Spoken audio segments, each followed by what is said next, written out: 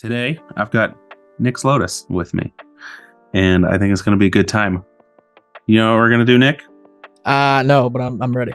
All right. I'm going to share my screen. Oh boy. We're going to do Oh boy. Scryfall random card review. Okay. We're just I don't if none of you have been on Scryfall, I think Scryfall's the best way to filter Magic cards. Agreed. It's so good. You can filter by I don't know. You can filter by lore pieces, like people in Anything. flavor text. You can filter by creature type, card type. You can filter by artwork. Yeah, like who's the artist? Anything that has boats in it. Yeah, it's awesome. So Scryfall's great, but also has this little thing right here called random card. And if you click on that, you will get a random card, and you will not be disappointed. So Nick and I are going to go through, and we're going to rate these on a scale of 1 to 10. Let's do it. Of how good they are. First random card. Oh, winning Guiltleaf. I mean, Dayan? Yeah, I'd say Dayan.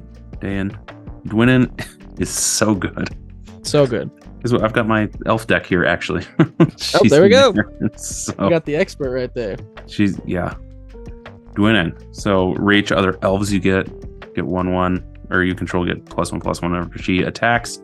You gain a life for each attacking elf you control. Very good. I mean, like, this is kind of obvious. It's just a super good elf card. It really is.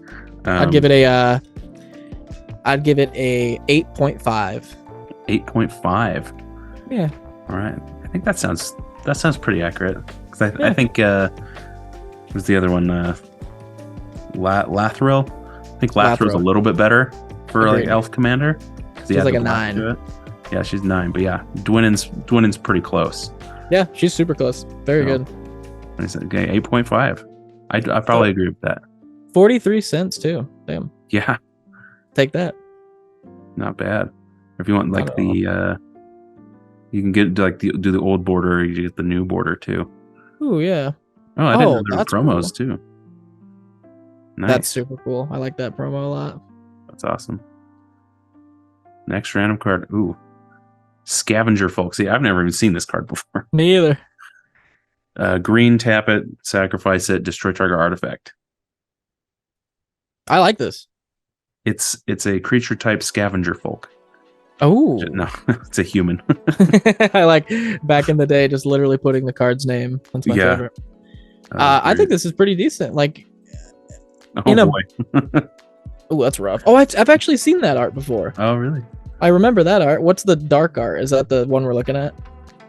Oh, the dark is this one. Oh, that's a creepy guy. That's the original one. That must have been where I saw that. Yeah. I've never seen this artwork. That's weird. I actually think this is pretty decent. Like, it's like a reclamation stage that happens a turn earlier. You don't get to keep it, which is unfortunate. But that might be a plus. Like, if you're in Muldrotha, I think this card's awesome. Oh yeah. Like, because you just get a reusable destroy an artifact essentially every other turn, which is pretty useful. With a built-in way to actually be able to get it back with Muldrotha, which is great. Yeah. I don't know. What are you thinking? Yeah, I wish it destroyed an enchantment as well. Oh, 100%. But I feel like even on a small scale, like people are making treasures left and right nowadays. It's like just destroying their extra little treasure and forcing them to use it or just destroying it is pretty good. And especially in like Muldrotha. Yep. That's just another way to get something back, and then it's recurable. Well, what I think is actually really good about this too, I'm thinking about now, as opposed to Rec Sage, is you play Rec Sage, you have to destroy something that's in play right then. If you play this, you can still keep your eye on the thing that you think's a threat, and like kind of feel out if they're going to play something that's a bigger threat. You know what I mean? You don't have to pull the trigger right away with this, which is nice. And you can also block sack with this, which is super nice. I'd give this like a 6. 6? I think like in a bubble, it's probably like a 4. Like if you take it away from all the decks it could go in and it's just a card by itself, it's like a 4. But like if you think about it in like a Muldrotha deck, I think it's probably like a 6. Yeah. I was gonna say about a 5, kind of like right in the middle. Yeah, 100%. Kind of there. Sweet. I like it. Time Sifter. Oh boy. All right. Okay. I have a Time Sifter. Do you? And it's sitting in a box, probably never going to be used. I don't believe it would be. This one's wild. If nobody's ever seen Time Sifter, the beginning of each upkeep, each player exiles top card at the library, and then the player who exiles the card with the highest mana value takes an extra turn. And then if they're tied, they repeat the process. So just every single turn, somebody gets an extra turn, and it's rough. The player who exiled the card with the highest mana takes an extra turn after this one. Yeah. Oh my gosh, this just throws every turn order out of whack. So there's no. Could there be a world where you're so unlucky you don't get a turn? There could be. If you're just land. You're just locked out of the game. Yeah. Okay. This one's weird. So like again, in a bubble, this is like a 3. Like I was gonna say, it was pretty low. Yeah, pretty low. Like if you're in a chaos deck and you're judging the power level of your cards by how much chaos you can cause the table, this might be like a 9. Like yeah. But if you're an insane person, it's a 9. If you're not, it's a 3. Yeah, it's probably pretty low. Even in just a normal artifact deck, this is terrible. Oh my god. Because like there's no guarantee you're gonna play again. Yeah, you might just not play the game. Yeah. But I'm gonna say pretty low, maybe a 2 for me. Yeah, but again, like a 9 if you're just like, oh, I'm gonna play Time Sifter and then Warp World and then like everything that's nuts. I'm gonna play all that stuff and then make everyone want to quit the game. Yeah, but it might be fun. Mix this in with Plane Chase. I'm sure that stuff's fun if you have a big enough brain to keep track of all of it. Like for the other people that had no intent of having to keep track of all this stuff, it is so hard to keep track of it. Well, and then there's that one enchantment that it's either an artifact or enchantment, but it switches what each land produces. So like I can't remember the exacts, but it's like a swamp produces green, and then green produces red, and red that one produces is white. So there's another one that's similar where it turns all lands into it can tap for anything except for what it is. Oh yeah. I can't remember what it's called. I came across it on Scryfall the other day, but I was like, that one's kind of cool. If you're like in 5 color, that actually seems good. Yeah. That's what screws everybody else up, but yeah, not us. That's pretty awesome. Path of Ancestry. Oh, come on. This one, I don't know about this one. This one, really? I think it's I really like Path of Ancestry because it's a slow command tower. Yeah. Which is fine. Yeah. But and then if you share a creature type, you scry one. So like I think it's pretty good, but it's kind of average. I don't know. Yeah, I think it's extra good if you're in like white or like red, because just playing your commander with it lets you scry one, which will hopefully let you set up like a better draw, because there's not a lot of ways to like fix your draws in those colors. If I'm in like blue or green specifically, if like either one of those are in my deck, I'm probably not running this.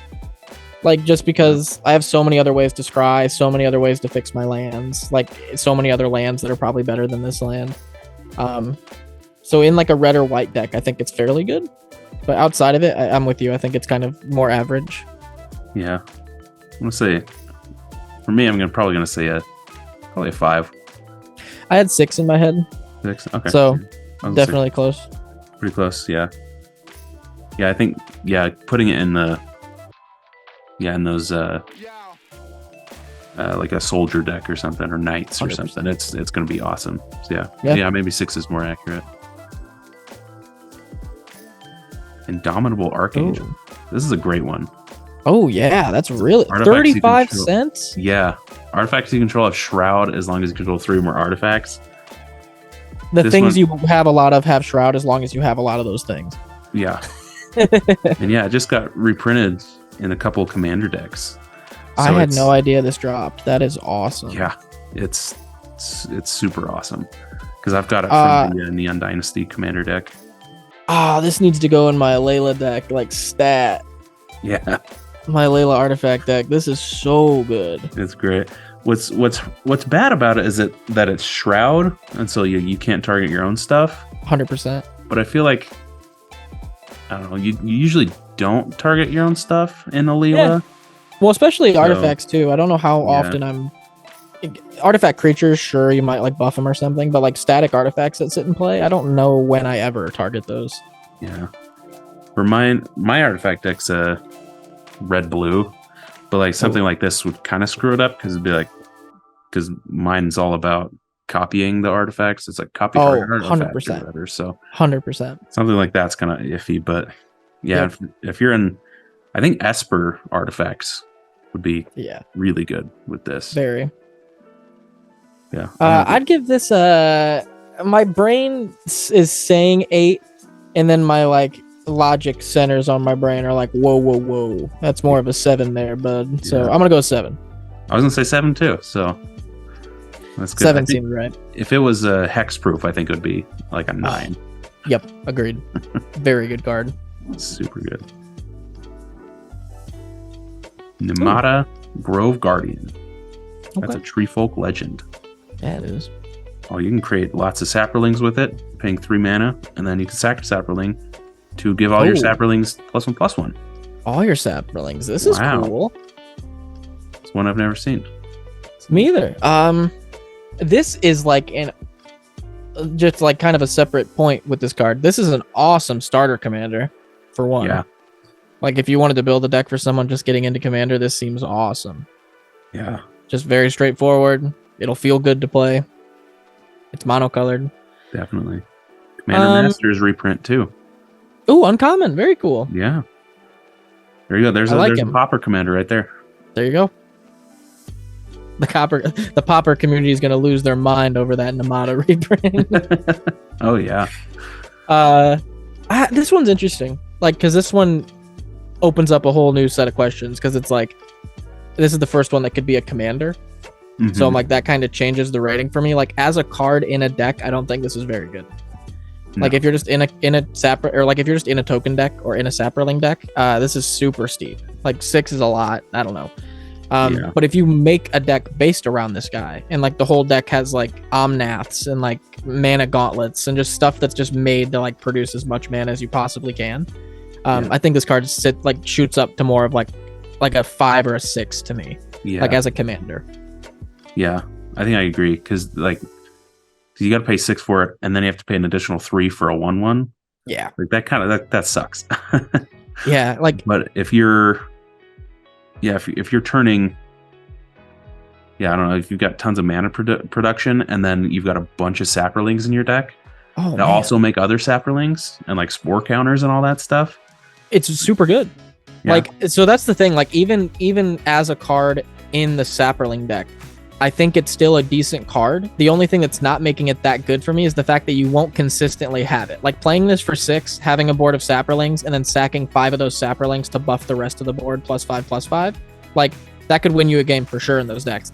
But I think that's why the power level of it goes up for me as a commander, because it's almost like another card in your hand that you just guaranteed have.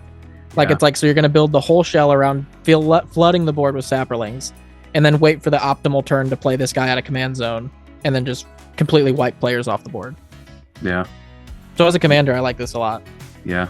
It's probably I don't know, it's pretty middle for me. Yeah. In the deck, it's probably like a 3. Yeah. But if it's a commander, it's like 5.5 or something. I was just going to say, I would almost go maybe even 5 on it as the commander, because it's still not super powerful, but I do think that's a strong play. Yeah. It's just fun. It's different. Yeah, it is. I've never seen it. Yeah, me neither. That's why I like the random card generator, because it's just. I love it. This is my most used thing, hands down. Yeah. This is Scryfall's random thing. I love it. Yeah, I thought that's why you might like it, because I felt like you know me too well. You know me too well. Oh boy. New Gen Taxis. Ridiculous. Do we even need to go over this one? It's probably. Yeah, I'd say he's like an 8 or a 9. He's pretty good. Yeah, I played against my cousin, built this as a commander when it first came out. And the whole deck was just based around getting something that could proliferate in play. and then flipping him over, proliferating to the second thing so you could wipe the board. And then just getting him to flip back over with proliferate and then flipping him back over. And it was just dumping his hand for free, bouncing the board on repeat multiple times a turn. It was a rough deck. It was the embodiment of the expropriate time stretch thing I was talking about. Yeah, that sounds stupid. It was rough. It was a rough deck. Yeah, great card though. Oh, fantastic card. Yeah. Great card. He's a great guy. He's a great guy. Yeah, he's great. Implement of examination. I want to do a real card. There we go. Give us a challenge here. I like it. I love the implements. There's 5 implements from the Kaladesh sets for each color. Okay. And they all do something that's unique to their color, which I think is great. I think this blue one, you pay a blue and sacrifice it to draw a card. But then when it's put in a graveyard, you draw a card. So you pay 4, draw 2. And it's an artifact, or you could pay less if it's an artifact deck. Ooh. Because then it could potentially be free if you've got the artifact reducers, and you just pay a blue and you draw 2 cards. 100%. That's exactly what I was just thinking. Because in my Alayla, I run every artifact producer I can run. Yeah. Or reducer that I can run. So this will come out for free for sure in that deck. And again, like if you're in like Muldrotha or like Emery, like Lurker of the Loch, like you could recycle this card 2 times a turn, and you're drawing 4 cards for essentially 1 blue mana. Yeah. In those decks, I think this is honestly like a 7. Oh yeah. Like if in Emery or in Muldrotha, this seems absolutely like a very good card. Definitely. Yeah, I think it's way up there. If you're not in an artifact deck, this is like a 2. Yeah, it's okay. It's like 4 mana for 2 cards. You could just whatever. If you're in the artifact deck or you're in the recursion deck, like this seems great. Yeah, because there's those like divination, right? It's 2 and a blue, and you draw 2 cards. That's already 1 mana cheaper. Yep. But yeah, I love these implements. Yeah, I've never seen them. That's actually really good. Yeah. They're super cool. There's implements and then puzzle knots from those sets. Oh, I did see the puzzle knots. I saw those ones. And I just saw the other day when I was going through Scryfall, because I didn't play during Kaldheim very much. That's kind of when I was fading out of the game. That was towards that era a little bit. So when I came back, I hadn't seen very many of those cards. I saw the rune cards, like where you can enchant equipments. Oh, yeah. That's so weird to me. I was like, wait a second. This says enchant an equipment? Yeah. I was like, okay, like super weird card. I like them. I think that's a really cool thing, but it was super weird for me to read. Yeah, it's they're trying a whole bunch of funky things that I think are neat, but they're pretty niche. I was talking to someone about how charge counters are kind of treated like a niche thing. Yeah. When like I feel like they should be a thing that's just like cemented in as like an artifact thing that like they do every set. Yeah. Because like it seems like every other set, they're like, here's a random charge counter card, here's a random charge counter card, here's a thing that moves charge counters, and you're just like, is it a theme or isn't it a theme? Like, you know what I mean? Like, do you want it to be a thing or not? Is how it feels to me at that point. I would love to get more of that stuff. I love charge counters. The last time they did great. A lot was like Modern Horizons or something, and then before that it was like Mirrodin. Yeah, I was like, can we just do more of this? Because it's cool. I like it. It's a very artifact. Oh yeah. Terramorph. Search for a basic land on the battlefield and shuffle, and then rebound. And it doesn't enter tapped. It doesn't enter tapped. This is almost a Sky Shroud claim. So, I almost think it's an upgraded Sky Shroud claim to an extent. Yeah, a little bit. Because when you rebound something, you're casting it again. So if you have like any significance of like casting spells or like playing things that cost more than a certain amount of mana cost or like anything like that involves like casting things, that also interacts with this really well, which I like. Yeah. I don't know. This one's interesting. Yeah. It's slower. It is.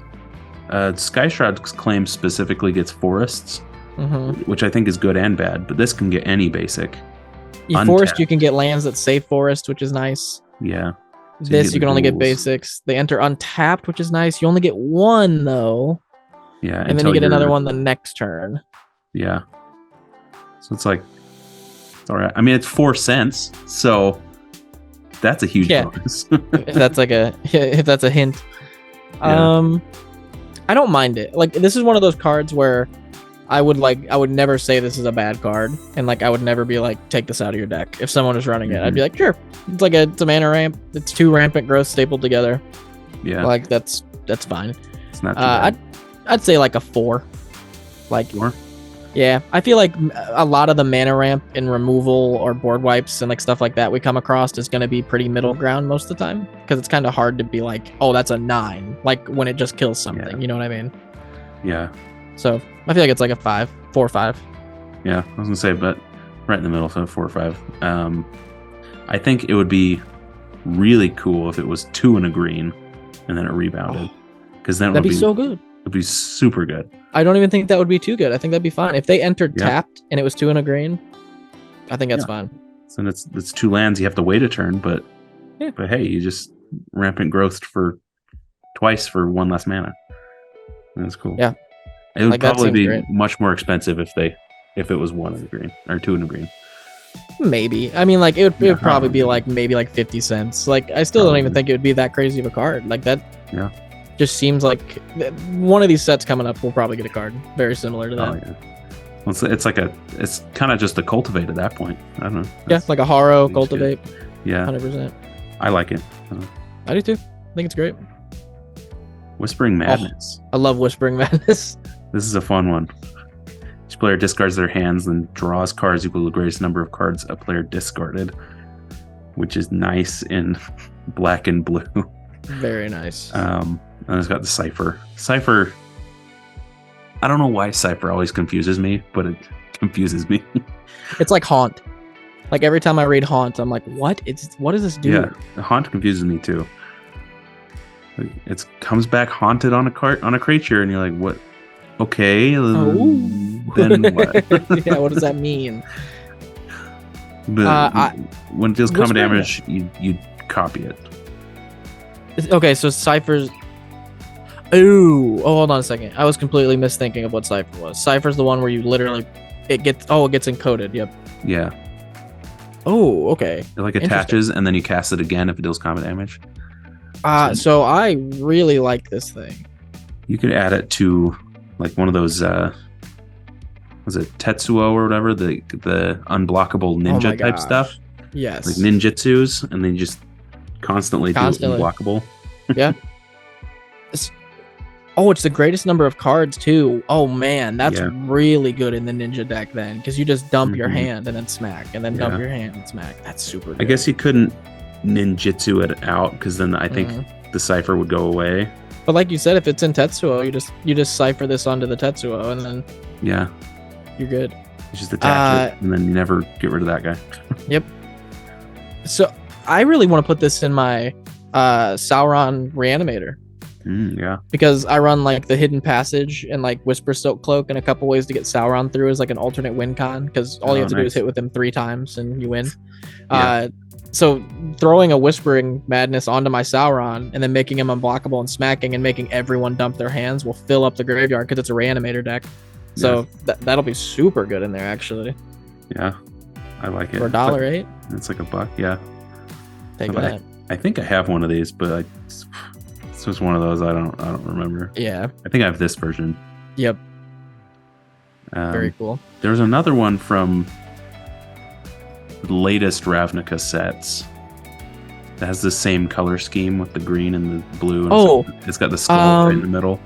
Yeah, it's oh man, I wish I could figure it out. Yeah. It's the one where you exile someone's graveyard, and then you can cast spells out of it until the end of turn. Can't remember what it's called. The art on that is so good though. Yeah, I've used that on the backdrop of a couple videos. Yeah, it's super cool. I like the green and blue and black. It looks so good. It's fantastic. Oh yeah, did we rate this one? Not yet. So at its worst, it's a 4-drop Windfall. Yeah, and like Windfall's good. Like Windfall is probably like a 7 or an 8. Like that's a super good card. Yeah. So that probably drop this to about a 6 or something. Yeah, I'd agree with that. I'd say this is probably a 5 or 6. Yeah. I've never seen. Ooh. Oh, this is Mike, the Dungeon Master. This is the Othelm Sigardian Outcast. I thought about making him as a commander just alone. Just because I think Safi is like one of my favorite cards of all time. That's probably like on my top 5 list of favorite cards. Safi, run! That's so funny you say that. There was a guy on this Facebook group that I'm a part of, and he did a picture of him and his like little daughter. She was probably like 4 or 5, like around there, and she was like trying to play Magic across the table. Like she had a deck, she kind of looked like looking at her hand like like, you know what I mean? And I was like, this is awesome. I was like, that's super cool. I'm like, teach them young, so you can have someone to play with all the time. And someone below him's like, do you guys ever do cosplay? And I'm like, you should cosplay as Hans and Safi. And I was like, that because the dude was like a big like biker looking guy, and I was like, that'd be so funny if you went as like Hans and Safi. I would love that. I like that a lot. I made a Mike the Dungeon Master, and I paired him with his friend Dustin. Oh, okay. I put those two together, so it's a Bant deck, and it's just golems. And is Dustin the one that adds 2 mana for artifacts? Yeah, 2 colorless for artifacts. Nice. So it's just that sounds awesome. It's just a bunch of golems, and that's it. Oh yeah. Do you run like the splicers? Yeah. And then just use Mike to get back splicers and stuff. That's super cool. Yeah, so it's pretty cool. I mean, it's pretty low powered. It's probably, I don't know, 5. But it's all I heard was golem cool. deck, and I was sold. I think splicers are some of my favorite creatures ever. It's just, I don't know. I had the green splicer as like something Mauler, like 6 and a green. Yeah, 6 and a green, and I just always had her, and I was like, this is a really cool card, but I can't run her in anything. Did you have the promo version? No, just the regular. Oh, I asked because that's funny, because I've had a version of her just sitting in my binder for like 8 years. Like I had the exact same thing where I was like, I want to run her, but I don't know what to put her in. I can't remember. It's this one, Maul Splicer. Yep. So this one? Yep. That's pretty awesome. This was back when I used to play Friday nights a lot. So that's pretty dope. I also just love the art. Oh, it's so good. Like your little pets. Yeah. It's just so good. It's fantastic. Splicers are awesome. They're such a cool. I wish they would make like a Splicer commander. Yeah.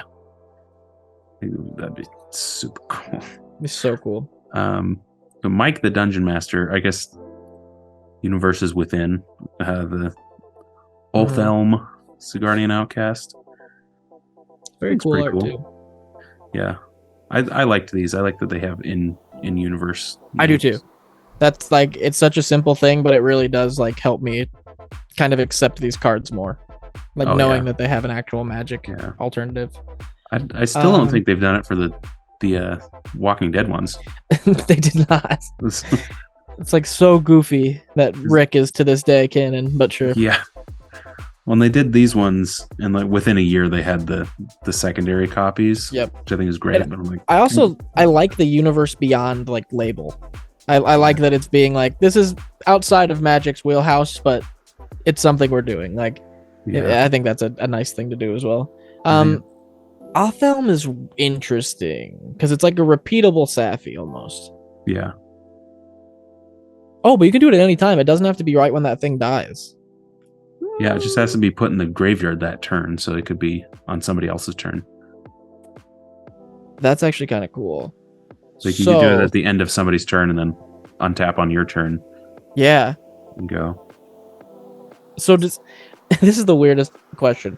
So if I had Vidalcan Ori out and all my stuff had flash, and I activate my Othelm and choose target creature card in my graveyard that was put there this turn. But I'd have to sack a creature though. I was gonna say, could I activate this, flash in a board wipe, and then this activated trigger is still on the stack and would still rip it out after the board wipe happens. But I'd have to sack a creature. There'd have to be another creature already in play that I sack, then target with this, then flash in a board wipe. Yeah, you'd have to have a lot of pieces, but you could a lot do of it. Pieces. Yeah, you could do it, but not worth the pieces. Yeah. I think he's actually very strong. I think it's really strong. I think it's a little bit slow, like as a commander. I think that's why the Friends Forever thing is great. Yeah. Because Because with my golem one, right, I can use Dustin to pay 2 for an artifact, and then if I wanted to, I could sack it to something, and then I just get it right back. 100%. Well, and the Friends Forever thing allows him to get access to blue, which would give him a ton of untap engines. Like, so that's super good, because then you can just keep multiples of your stuff alive. Especially if you get. Isn't there a Grixis one? A Grixis Friends Forever? 11, I think was. Oh, Grixis one. You could go 5 color with this guy in 11. Yeah, Cecilia, I guess in universe. Yeah, you could go 5 color with those two. Yeah. And that'd be kind of cool, actually. 5 color, like, good stuff reanimator. Almost. Yeah. Or just good stuff like ETB, I guess would be a better way to put it. Because they just rush stuff into play with ETBs. If they die, get it back with Othelm. Run a bunch of untap engines to keep using him. Oh, yeah. It's kind of interesting. That's pretty neat. I'd say Othelm, like, on a recursion scale. Yeah. Like, compared to other recursion cards. He's like a 6. Yeah. I'd agree with that. I think by himself, he's probably a 4. Yeah. But since it's got Friends Forever, I think it bumps him up. Well, and a lot of the, like, similar cards, like, have, like, detriments that aren't actually detriments. Like, Safi has to sack herself, but, like, a lot of the time that'll interact really good with stuff like Sun Titan and Karmic Guide and stuff like that. You'll be able to daisy chain her. So a lot of the time, actually having to sack it is probably better. So that's probably why this is like a 6 for me. Yeah, I agree. Ooh, Ruhan. All right. The boy. Beginning a combat on your turn, choose an opponent at random, and Ruhan attacks that player. Yeah. Okay. Yeah. This is like OG Commander. OG. This is.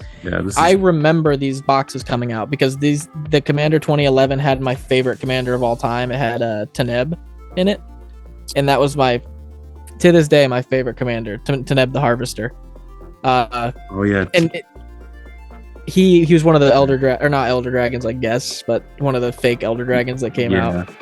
But I loved him. He was one of my favorite decks of all time. He is my favorite deck. But Ruhan was in another deck, and I remember me and all of our boys picked up one of the decks and then met up and all versed each other with them. And it was funny how, like, even back then how underpowered Ruhan was. Like, because people, like, you'd be like 7/7 turn 4, boom, and someone's like Doomblade it, like, and it's like, all right, well, it looks like I'll have to do the Whisper Silk Cloak this time, and like they'd play it again with a Whisper Silk, and you'd be like, before you equip it, I'm gonna kill it, and they're like, like, so it's, I think this guy's like a 2, maybe not a 2. 2 is kind of low. Like a 1 or a 2 is like a useless common to me. Like, so I would probably say this is like a 3. 3 sounds right to me. I think he's a 7 on the fun scale. Okay. 100%. But yeah, I think 3 on the normal scale, because it's like 7/7 for 4. That's awesome. Who's he gonna attack? Oh, he's dead, or he doesn't even have trample. He has no way to protect himself. No evasion. You just chump block him, and then he's literally like, I never even noticed, but he literally has a blindfold over his eyes, and he's just swinging. Like, which is like the funniest shit, like, because he's literally just what his card does. He's just like, whatever I'm hitting is what I'm hitting. That's funny. Unfiltered by allegiance, driven by war. Very accurate sum up. That's awesome. I really like the Fomari lore. I think it's really interesting, and I think it's really cool. But we've got no good cards from it. So explain that a little bit. What is the Fomori and everything? So Fomori is from, I want to say Alora? That sounds right. Look at this. You can do everybody watching, you can do the flavor text. I can type in Fomori. Oh, that's cool. See, Ruhan says this. Ruhan will never agree to such terms. Okay, well. I'm going to type in here. Let's see if it filters better. Hold on. There we go. Okay, well, there's another Fumari card. There's really not many of them, but they're from the set, and they're just like the beasts from that shard, I believe. That's sweet. I wish they would delve more into stuff. Like, there's certain like dwarfs. I was so excited when they started doing dwarves again because I remembered like the dark cards like having dwarves on them, and then them just kind of not being a thing. So I'd love for them to come back. I love when creature types make returns. I bet you Eldraine's gonna have some more, so that'll be good. Oh, you think so? New Eldraine, yeah. Oh, I'm excited. Yeah, it's great. Yeah, there's Ruhan. It's like a 3.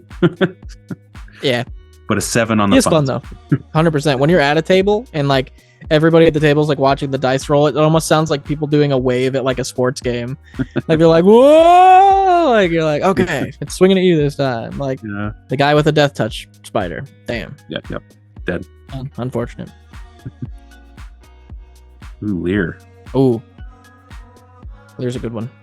Lear is a very good one. Oh, there we go. Okay. Ooh, that's cool. Yeah. I don't like the online versions because they're lower quality. Same. I always switch them off. Yeah. I've never seen those versions. That's cool. Oh, she's the spells can't be countered one. Yeah. Each instant and sorcery has flashback.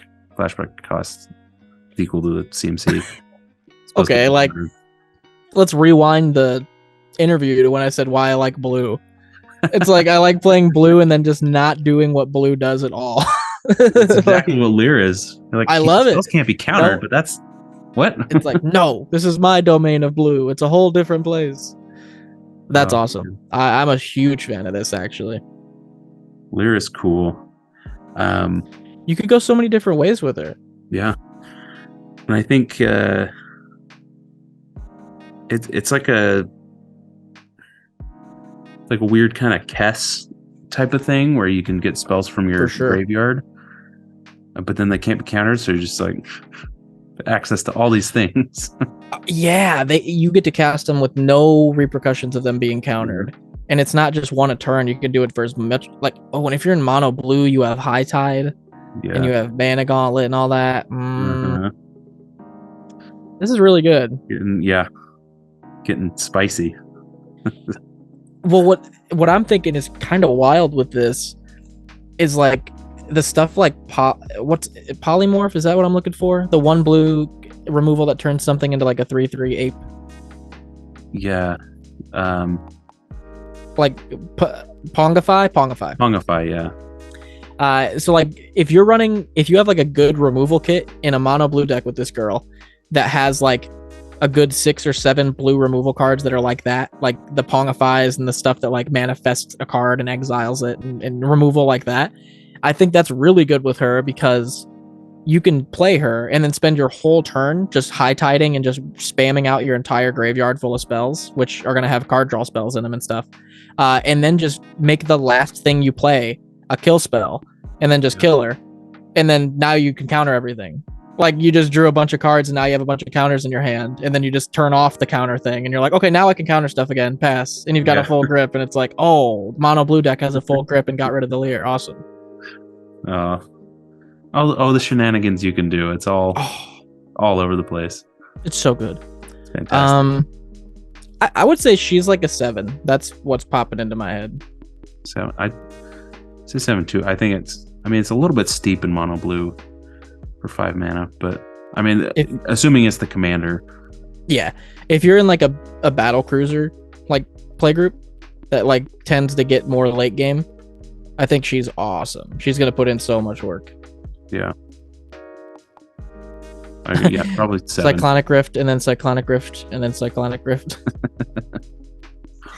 Yuck indeed. That's great. Yeah, probably she's fantastic. Ooh, Leech Bonder. Ooh. From Shadowmoor. You were just talking about Shadowmoor. The set. Leech Bonder enters with 2 -1/-1 counters on it. But you can pay a blue and untap it to move a counter from target creature onto a second target creature. Oh. That's pretty cool. Very cool. A counter? Yeah, just any counter. Can you look up Slippery Bog Binder for me? Ooh, that's a good one. Is that a hexproof counter? Slippery Bog Binder is a hexproof counter, which means you can move your hexproof counters around.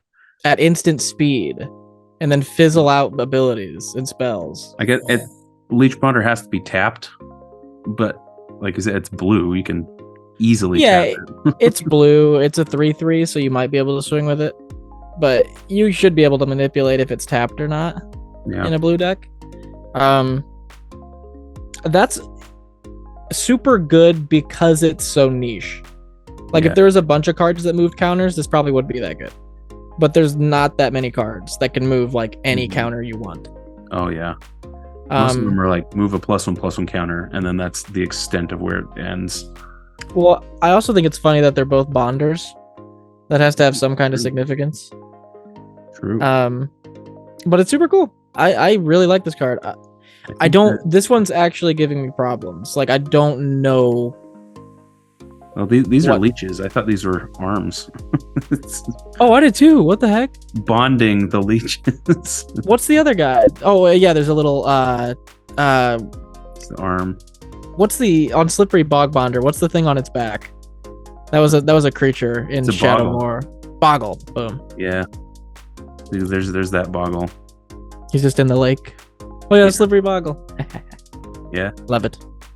Good stuff. Could you click on that Slippery Boggle real quick and go to the OG art? I haven't seen it in so long. The OG art is where he's like in the river. Oh, I love this.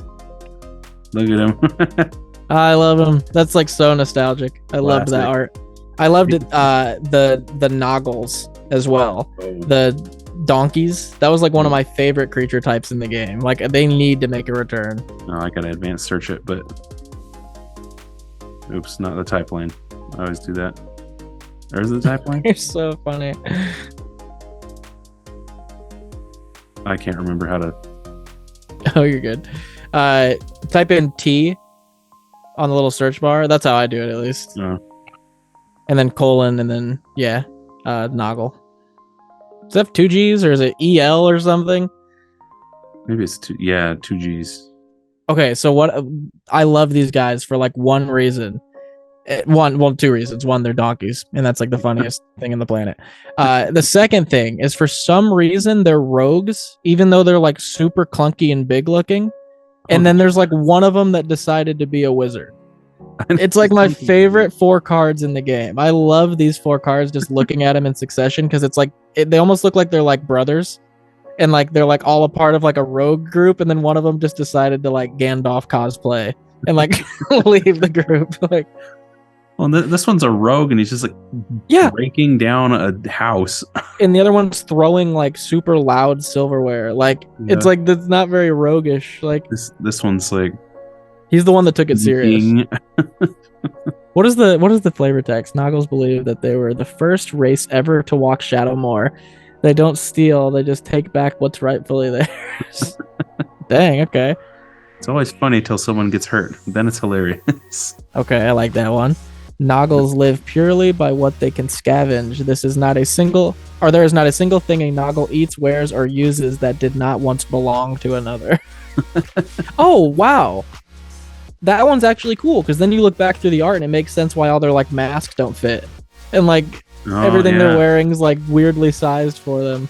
Oh, that's fun. That is cool. I love these 4 cards. There's another thing there where it's like they have this lore. There's only 4 cards in the entire game that are Noggles. Yep. And you're like, why are they there? It's part of the world, you know? It's like and it's just weird. You like it raises so many like cool world building questions where you're like, if these guys really believe they're the first thing that were on Shadowmoor, like how are they not more significant? Like there's only like 4 of you. Like it's like then you're definitely not. But like that just makes them even funnier. Like love them. That's probably my favorite creature type. This is awesome. If I had to answer, they need to go back to Shadowmoor, and then we can actually get some. You don't know how much I would like lose it if they announced a set that was like going back to that. I would love that. That would be the best like present ever. So cool. So good. All Noggles.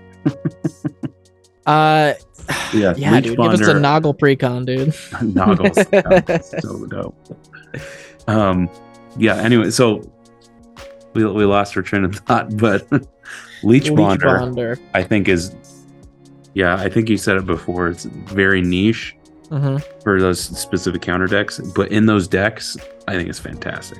Oh, 100%. I think it's like very good. Like if you have the slippery bog bonder and you have like indestructible counters and like hexproof counters and 1/1 counters matter and all that, like even in I guess not Freaka's black green, but even if you're in like a -1/-1 counter deck, like this seems fine. It enters with 2 of them and then you can move them onto other stuff.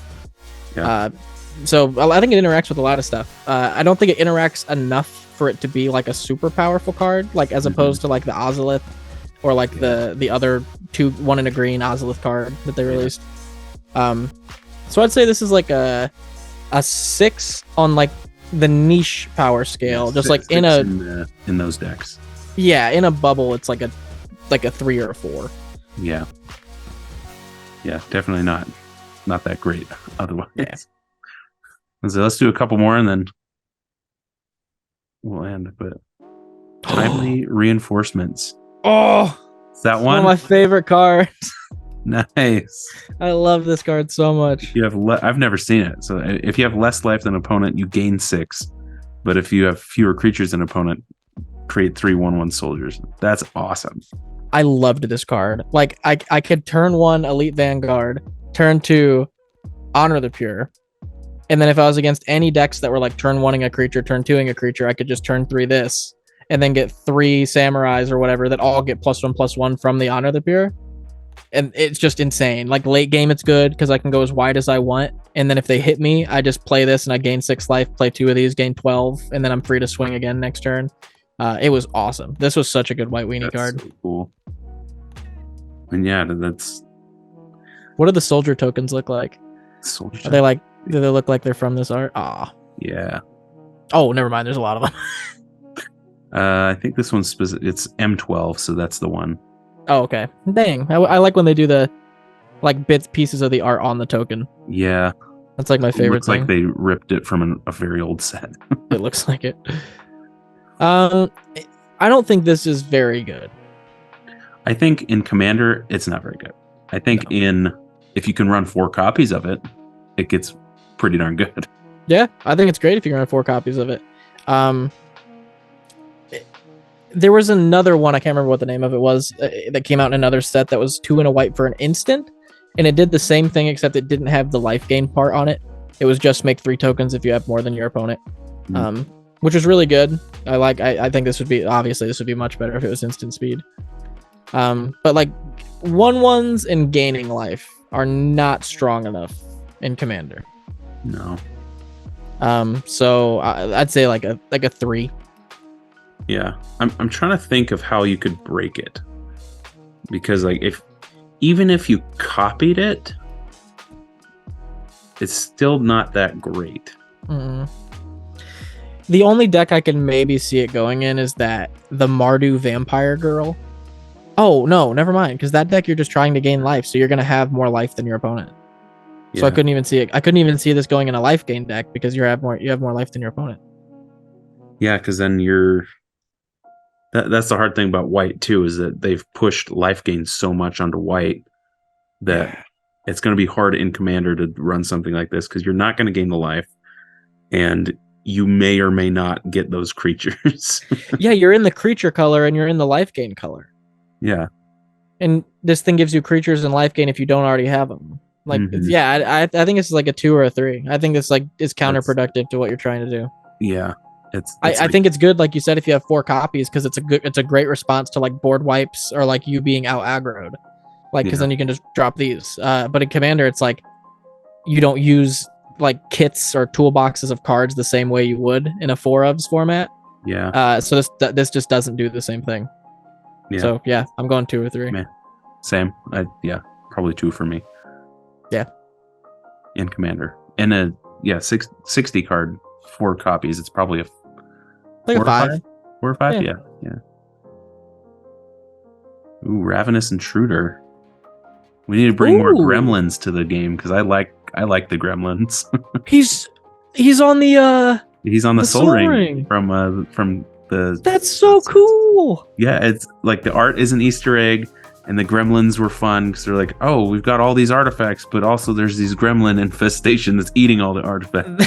He's like, this one looks so good. Yeah, but this is like a new version of a ATOG or a TOG, or whatever, because it's like sack an artifact, he gets 2/2. 100%. I think this isn't bad. I think it's pretty good because if you look up just classic ATOG. ATOGs are another one that needs to come back. It's like the exact same thing. Yeah, it's actually the same card. So that's very cool. Like, especially like you were saying earlier about the significance of like treasures being such a big thing now. Mm-hmm. Like, you could easily drop a dockside extortionist and then swing in with this with like a rogue's passage and then just crack all your treasures and win. Yeah. I think this isn't bad. Because if you could get, if you got like 6 treasures, sack that, it'll be a 13-14 gremlin that's potentially blockable. And then you just fling it at them after you smack it. Yeah, fling it. That's awesome. I love this kind of thing. Yeah, I think this is awesome. The Easter egg and the art, like you were saying, super cool. I think the card's actually decent. Yeah. I'd say this is like a 5. A 4. 4 sounds more right to me. Okay. I was gonna say it's like a 6 for me. In the right deck, I like definitely that think that. Free sack outlets. For sure. I think in the right deck, like if you're in the deck that's running a lot of dockside and a lot of treasure production, like if you're in like Prosper. Oh yeah. Or the black red girl that like is the painter that spits out a treasure when she comes in, and then if you play stuff with treasures, they get 1/1 counters. I can't remember what her name is. I think that'd be great. I agree with you that would be like a 6 in those decks. Yeah. Because that's like, that thing could get huge. Like honestly, yeah, I'm gonna lock in 6 with you because I didn't even think about the fact of if you don't attack and you just keep all your treasures and all your artifacts open, and then you pass, like that gremlin is like might deter someone from swinging at you. Yeah. Because they're like, I don't want my guy to die. They'll just sack their treasures and then trade with it. And then you don't have to sack your treasures. You didn't get swung at. You still have your treasures and you still have your gremlin. That's actually really good. Yeah, I like. There's let me see if I can find. Aether Revolt. It's Aether Revolt. I didn't play very much of either. Aether Revolt, but it looks very cool. Yeah, this is one of my favorite sets. Is the Kaladesh block. It's very sweet looking. I'm trying to find it. There's a card. This one, Marionette Master.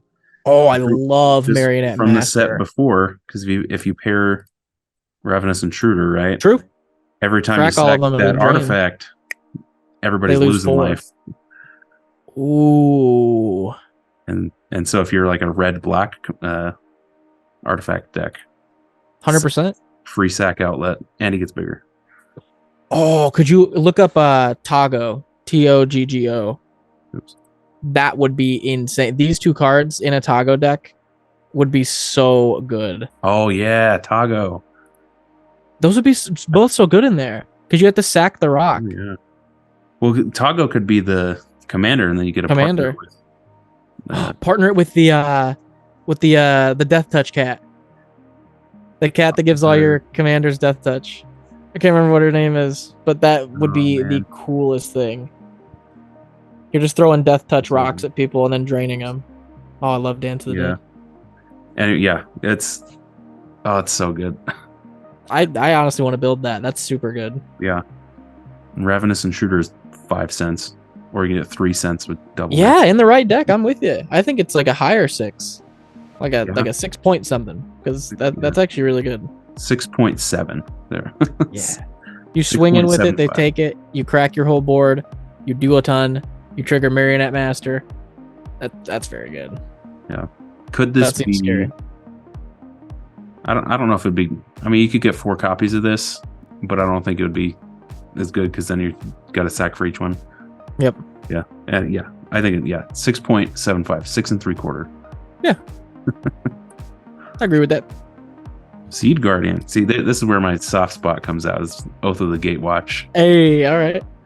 Because I entered at Battle for Zendikar, and then this is the first new set that ever came out when I was in Magic. So it's like, oh my gosh, there's new stuff. You got to see the whole process of a set releasing. That's awesome. Yeah. So this was fun, and it got this cool token with the acorn in its chest.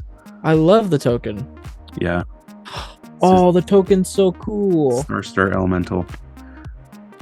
Does he have an acorn in his chest? The Seed Guardian? Yeah, so this one's got the acorn here, and then this one's got it right inside as well. I like how this one's like overgrown, like it's about to die. And then the other one's got like the fresh acorn. Yeah. That's super cool. Yeah, so it's got a 3/4 with reach. When it dies, put a XX elemental, where X is the number of creatures in your graveyard. Why doesn't the token have reach? That's a good point. Maybe it's because it's not tall enough yet. The seed hasn't grown tall enough. There it is. This card's 10 out of 10. Yeah, I like that stuff where it's like you got all this thing. I love that. That's literally the best part of Magic to me. Like that right there is that is a completely acceptable answer to me. Well, you can tell too in the token art, you can see it's kind of below the tree, but in the little card, it's above the trees. That is so cool. Love it. 10 out of 10 for lore, and 100%. That's great. I don't know, in a black green gold, like a Golgari deck. I think it's fine. It's not my type of card. I like go tall cards are like my least favorite cards. Yeah. And this just kind of goes tall twice. Yeah. Where it's like I'm playing it and I'm like, all right, I got a little beefy boy, and then they kill it. And I'm like, I got a beefier boy, then they kill it. And I'm like, nah. And it's gone. Like I don't even run the ooze. What's that ooze? I can't remember the name of it. Oh yeah. 4 and a green for like a 4/4, and it just keeps dividing when you kill it. I don't even run that. Like that's not even enough of like a. It's not even this ooze. I know which one you're talking about. It's like supposed to do a 2/2 and then a 1/1. Yep. Like even that one's not enough of a benefit multiple times for me to run. So I don't think this one is probably enough. I'd say this is like a 3. 3? Huh. I think I was gonna say a 4. It's like a little below average because I think there's better Golgari stuff that does the same thing. Yeah, better for sure. But I think it's pretty cool. It is cool. The art in the token is awesome. Yeah. It's like the coolest stuff. Yeah. All right, one last one. Let's do it. Swarm Focus. Skip it. Skip it. Aura Gnarly. Ooh. 10 out of 10. This is 10 out of 10. Not 10 out of 10. But it's in an Aura deck. This is a great. It's a very good card. Like, and again, this is a common. So yeah, if you're in the Aura deck, this is super good. This is like I'd probably say probably a 7 for me. Yeah, in an Aura 100%. deck. It's like it, especially in Commander. Like mana cost doesn't have as much of a bearing as it would in like a 60 card format. Yeah. So this is almost like better than like a Glistener elf for me, or like the elf that has hexproof, like the 1 green hexproof elf. Yeah. This is almost better than that for me, like because it just scales so incredibly well, especially if you're in the new Naya dwarf girl that like when auras fall off they go back to your hand. Yeah. This is crazy in there because you just throw all of them on him, and if they deal with it, you just get all the auras back. Oh yeah. Oh, is that the one from the D&D set? Yeah. Yeah. Okay. I actually just set that one aside because it's like I want to build this. I actually have it aside as well. Nice. I was like, this girl's so cool. Like she does such a she takes away my one issue with Go Tall, which I'm like, okay, like that makes me want to play it. Yeah. I agree with you. I think this guy's like a 7. Yeah, because it's plus things with lesser power can't block it. Oh my gosh! And like the moment you get, because in these kind of decks, you're going to have all your ramp is going to be enchantments onto your lands. Yep. You just like stack 3 of those. By turn 4, you get this guy out, and he's like, and you're going to be running like Argentum armors and like Black Blades Reforged and stuff like that. So this guy's gonna be like massive quickly. Like you get an Argentum armor and then 1 other aura on it. And Argentum's going to be giving it +2/+2. Its passive is going to be giving it +2/+2, and then the other aura is at least going to be giving it +1/+1. So this thing's at least going to be a 7/7 after enchanting it like twice. Yeah. And then in most Enchantress decks are green and white or Bant. Yep. And then you put the enchantment that makes it indestructible, and you just throw an indestructibility on it. Throw a diplomatic immunity on it. Oh, is that the? Gives it like shroud, and the thing itself has shroud, like diplomatic immunity itself. Yeah. There's so many cool cards. Like that would work great with this thing. All I right. really like this card a lot. I was about to right click it and click save. Oh yeah. Yeah, that's a good one. I was like, I like this. I'm gonna save that. Yeah. R&R. That's sweet. And it's legal in Pauper. And so if you're running all those land auras seem nasty in Pauper. Yeah. You get Argentum armor, you can run this. You could run the elf. That's so good. I think Argentum armor unfortunately is not not Argentum. What's the one I'm thinking of? The one white aura that gives it 1/1 for each aura. Oh yeah. I know what you're talking about. It's like the big one that's ran in like all the modern and pioneer decks. Yeah, I know which one you're talking about. It's not Righteous Authority, right? No, that's damn. But that one, like the auras seem great, like in Pauper. Yeah, there's a lot of really cool things you can do in Pauper, and this is the type of thing I'm talking about with really great common cards. Yeah, that should be an uncommon. Oh my god, yeah. But you could even like put one more little keyword on this, and it's like a rare. Yeah. Like if this had not even trample, if this had like haste and it was like gruel, or if it had vigilance, or if it something like that, if it had anything on it, I feel like this would be a rare. Like this is a very good card. Yeah, or it could be like 1 white green with hexproof itself. Boom. Yes. 100%. It reminds me of the old school target for auras that had like shroud. It was the weirdest creature type. It was like a Wolverine or something like that. Mm-hmm. I can't remember what it was. It was like 1 green for a 1/1 that like had shroud, and it was like the big like I can't remember what it was called. Yeah, whatever. I'll send you a picture of it randomly. Yeah. You'll get a random email one of these days. It's just like a picture of a Wolverine. I found it. I'll look forward to it. Yeah, look forward to that email. Oh, I need to get that card. You'll see like a header of Wolverine and be like, all right. Yeah. I think Nick emailed me. Oh, that's awesome. I think that's a great card. This has been fun. It has been fun. This is awesome. Yeah, this is great. Yeah, thanks for joining me again. And make sure you guys go check out Nick's channel. And to make sure you guys like, subscribe, and ring that bell for both our channels so you don't miss your weekly or daily dose of magic. Yes.